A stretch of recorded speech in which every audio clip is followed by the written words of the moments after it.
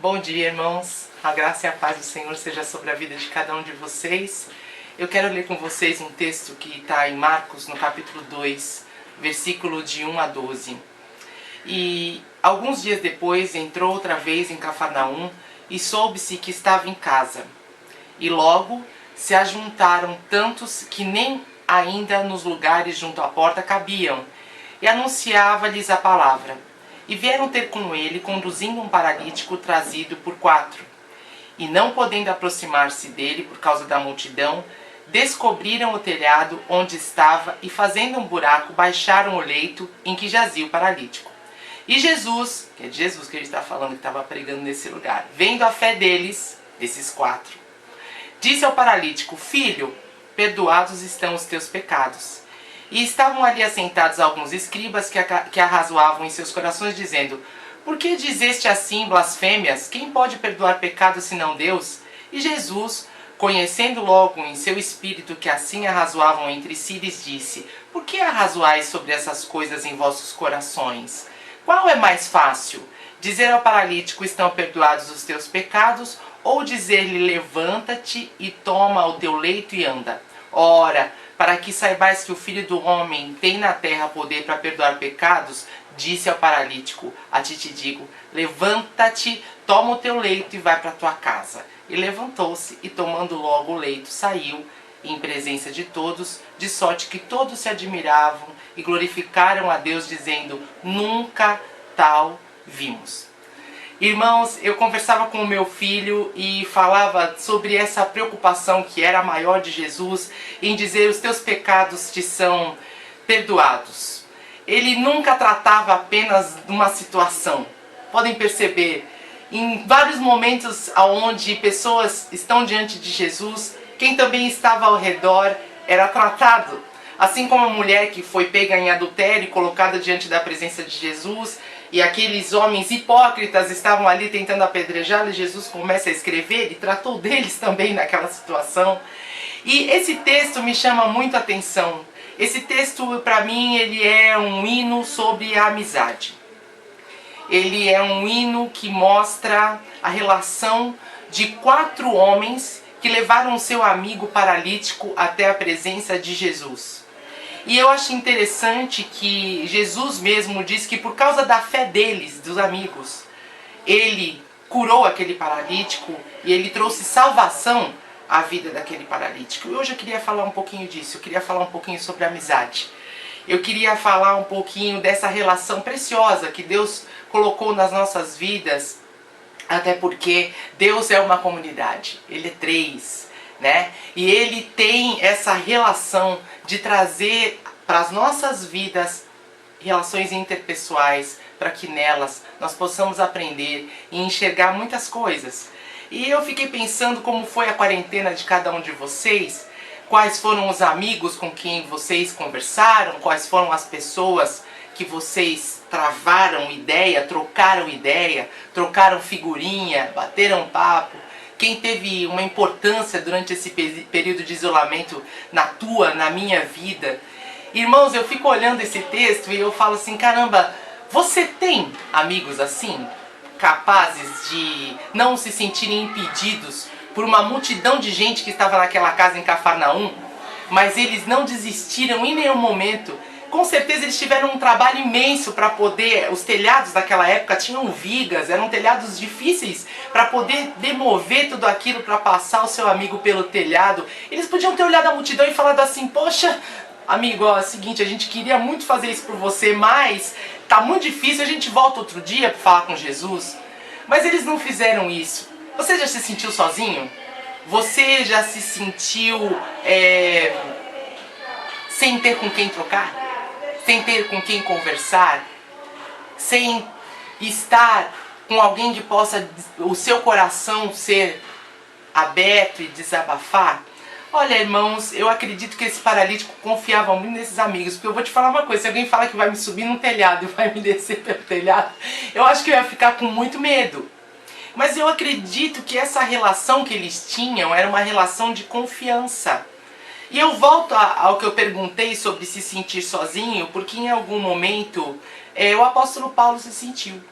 Em 2 Timóteo ele conta que naquele momento ele não teve alguém que pudesse trocar com ele. 2 Timóteo no capítulo 4:16, ele diz assim: ninguém me assistiu, todos me desampararam. E eu fico aí pensando como agem bons amigos. E realmente esse texto me mostra 4 coisas que eu percebo na relação de bons amigos. E são privilegiados aqueles que têm relacionamentos com pessoas com quem elas podem contar, confiar, pedir conselhos, pedir ajuda, com quem podem desabafar, com quem podem compartilhar seus sonhos, suas visões, que estimulam a sua fé, que podem partilhar os momentos difíceis da sua vida. Eu escutava domingo o pastor Silas Filho falando pela manhã que nós devemos colocar a Deus como um valor máximo nas nossas vidas, atribuir, santificar o nome de Deus, para que em seguida a gente possa agradecer pelo perdão. E é engraçado que em todo texto e em todo momento Deus aponta relacionamentos. Porque no Pai Nosso está falando: olha, perdoa as nossas dívidas assim como nós perdoamos aqueles que nos têm ofendido. Isso fala de relacionamento. O pastor Leandro ministrou à noite falando sobre consciência, deu pra gente um exemplo de uma história de 3 amigos que tinham que deixar um dinheiro no túmulo. E ali você vai vendo a relação de cada um com o seu amigo. O Gabriel ministrou no Salmo 91. E boa parte da maldade que existe no mundo e daquilo que nós entendemos como Deus estar nos socorrendo, Deus estar presente na nossa vida, é também feito por pessoas agindo nas nossas vidas. É também feito pela ação de gente que tem um coração amigo, um coração sincero. A pastora Elise falava sobre esse rolê de moto que ela deu, aonde os mais que entendiam mais, se eram mais velhos, estavam mais acostumados, iam pelas laterais, os mais fracos na frente. Isso é relacionamento. Deus nos chama para um relacionamento, irmãos. Deus nos chama para sermos bons amigos e para termos bons amigos. E tem uma frase que eu gosto muito que fala: só tem amigo quem é amigo. E nós precisamos olhar para esse texto e entender um pouquinho do que é ser amigo. Se a gente entender que a gente não nasceu para a solidão, que Deus quando tratou alguém, que Jesus quando tratou alguém, tratou a todo momento, não só daquela pessoa, mas de quem estava ao seu redor, eu acho que a gente vai aprender muita coisa, assim como eu aprendi, eu quero compartilhar. E eu tenho 4 pontos que eu queria falar para você nessa manhã, que eu considero relevantes. E o primeiro é: um amigo, ele nunca desiste de você. Esses homens se esforçaram e não desistiram daquele homem paralítico, amigo deles. Eles foram até o telhado, eles tiveram um trabalho imenso para poder fazer chegar em segurança esse amigo diante de Jesus. E nós aprendemos essa lição de que a verdade é que quando você é amigo de verdade, você não desiste. Você não esquece. Você não deixa na mão. Eu sempre brinquei com os meus filhos e disse assim: vocês querem, eles colecionavam coisinhas, e eu falava assim: vocês querem colecionar uma boa coisa nessa vida? Colecionem amigos. Colecionem amigos. Eu tenho amigas há 35 anos que nos momentos mais difíceis da minha vida estavam ali. Eu tenho amigas por quem eu orei quando eu era jovem, levei para a igreja para que conhecessem Jesus e hoje estão congregando em outros lugares. Isso traz uma alegria imensa, porque é muito triste quando existe a perda das relações, quando o desamor entra e quando a falta de confiança entra. Deus não nos chamou para isso. Deus nos chamou para a comunhão. Deus nos chamou para amar. Deus nos chamou para sermos bons amigos. Deus nos chamou para não desistirmos uns dos outros. Outra coisa que eu queria falar é: um bom amigo caminha em unidade. Sabe aquele espírito de equipe? A gente não vai pensar igual nunca. Ninguém pensa igual a ninguém. Mas quando nós temos esse coração que deseja a unidade, nós vamos caminhar de uma maneira aonde vence todo mundo. Aonde todo mundo vai se esforçar como se esforçaram esses 4 para ver o bem dos seus amigos. Então um bom amigo, ele caminha em unidade com você. Ainda que ele não pense igual a você, ele vai chegar a um consenso para que vocês não desatem a relação. O terceiro, um bom amigo te leva perto de Jesus.